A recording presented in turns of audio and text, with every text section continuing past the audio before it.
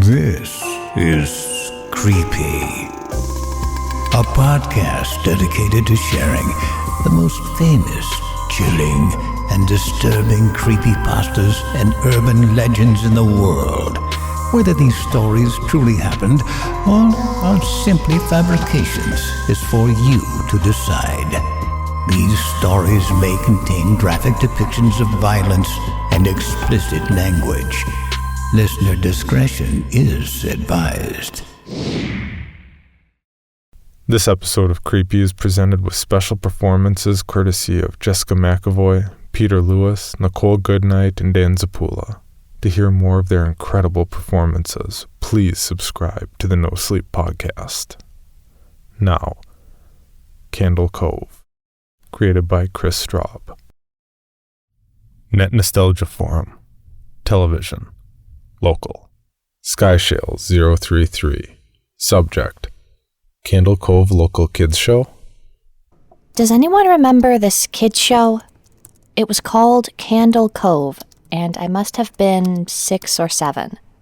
I never found reference to it anywhere, so I think it was on a local station around 1971 or 1972.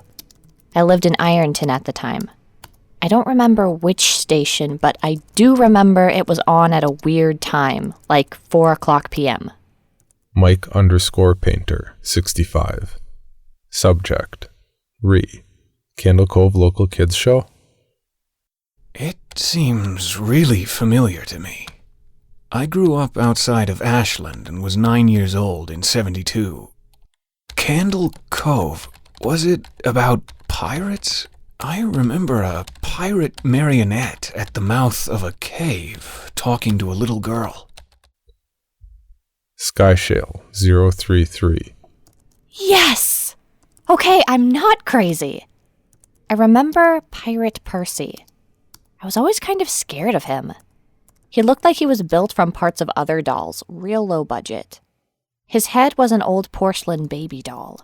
Looked like an antique that didn't belong on the body. I don't remember what station this was. I don't think it was WTSF, though. Jaren_2005.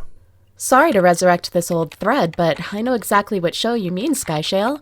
I think Candle Cove ran for only a couple of months in 71, not 72. I was 12, and I watched it a few times with my brother. It was Channel 58, whatever station that was. My mom would let me switch to it after the news. Let me see what I remember. It took place in Candle Cove, and it was about a little girl who imagined herself to be friends with pirates.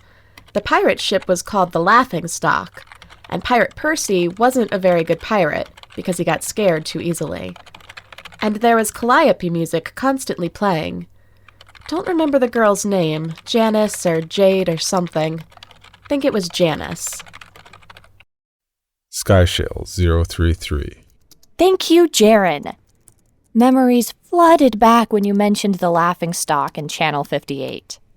I remember the bow of the ship was a wooden smiling face with the lower jaw submerged. It looked like it was swallowing the sea, and it had that awful Ed Wynn voice and laugh. I especially remember how jarring it was when they switched from the wooden plastic model to the foam puppet version of the head that talked. Mike_Painter, 65. I remember now, too. Do you remember this part, Skyshale? You have to go inside.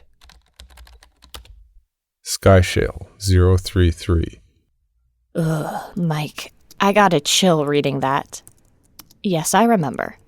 That's what the ship always told Percy when there was a spooky place he had to go in, like a cave or a dark room where the treasure was. And the camera would push in on Laughingstock's face with each pause. You have to go inside. With his 2 eyes askew and that flopping foam jaw with the fishing line that opened and closed it. Ugh. It just looked so cheap and awful. You guys remember the villain?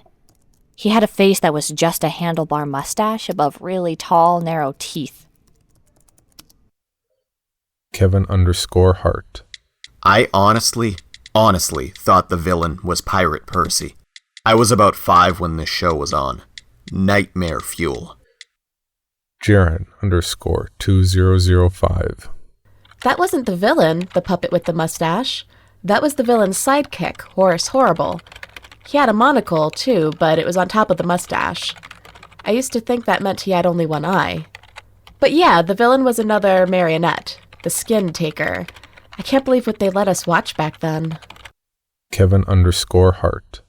Jesus H. Christ, the Skin Taker. What kind of a kid's show were we watching? I seriously could not look at the screen when the Skin Taker showed up. He just descended out of nowhere on his strings, just a dirty skeleton wearing that brown top hat and cape. And his glass eyes that were too big for his skull. Ugh, Christ almighty. Skyshale033. Wasn't his top hat and cloak all sewn up crazily? Was that supposed to be children's skin? Mike_Painter65. Yeah, I think so. Remember, his mouth didn't open and close. His jaw just slid back and forth. I remember the little girl said, "Why does your mouth move like that?" And the Skin Taker didn't look at the girl, but at the camera, and said, "To grind your skin." Skyshale033. I'm so relieved that other people remember this terrible show. I used to have this awful memory, a bad dream I had where the opening jingle ended, the show faded in from black, and all the characters were there, but the camera was just cutting to each of their faces, and they were just screaming, and the puppets and marionettes were flailing spastically, and just all screaming. The girl was just moaning and crying like she had been through hours of this. I woke up many times from that nightmare. I used to wet the bed when I had it. Kevin_Hart. I don't think that was a dream. I remember that. I remember that was an episode. Skyshale033. No, not possible. There was no plot or anything. I mean, literally just standing in place, crying and screaming for the whole show. Kevin_Hart. Maybe I'm manufacturing the memory because you said that, but I swear to God I remember seeing what you described. They just screamed. Jaren_2005. Oh God, yes. The little girl, Janice, I remember seeing her shake. And the Skin Taker screaming through his gnashing teeth, his jaw careening so wildly I thought it would come off its wire hinges. I turned it off, and it was the last time I watched. I ran to tell my brother, and we didn't have the courage to turn it back on.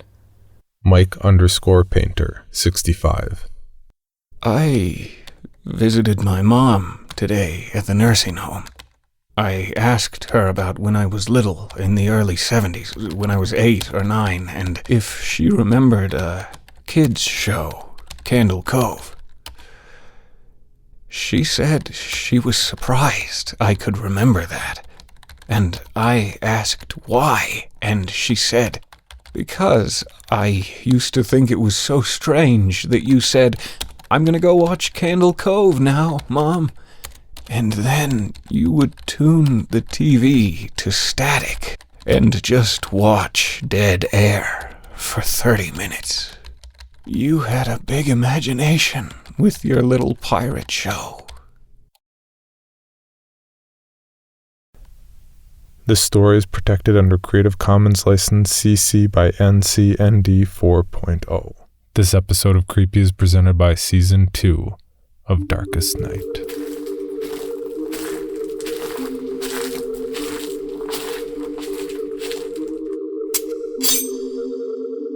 You feel that blade against your neck? You think I'm afraid to do it? If we can't coexist, and it has to come down to you or me, I assure you, it will be me. The hour is late, and the night is darker than ever. Under its new management, the center has pierced the veil and made it possible to look through the eyes of the dead, revealing secrets both terrible and strange.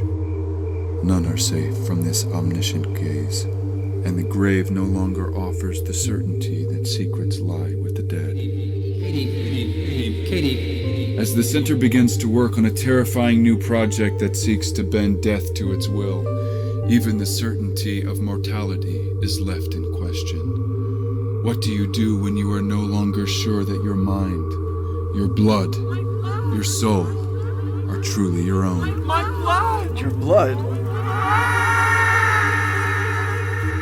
You begin to realize that you are no longer in control of your destiny and cannot trust anything you see. All you can do is submit to the will of the center and hope that you'll survive the darkest night. Season 2, coming this Memorial Day. For more information, including pictures and videos of the stories told on this podcast, or to suggest stories for future episodes, please visit us at CreepyPod on Twitter, Instagram, and Facebook, or email us at creepypod@gmail.com. All stories told on this podcast can be found at creepypastawikia.com and are protected by a Creative Commons license. Some rights reserved unless otherwise stated.